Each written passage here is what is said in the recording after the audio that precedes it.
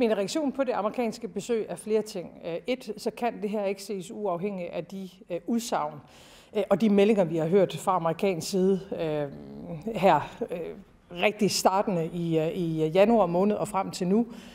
2, så er det jo tydeligt ikke et besøg, som handler om, hvad Grønland har brug for, eller hvad Grønland ønsker at besøge udefra nu. Og derfor så bliver jeg også nødt til at sige, at det er et uacceptabelt pres, der bliver lagt både på Grønland og Danmark i den her situation, og det er også et pres, vi kommer til at stå imod.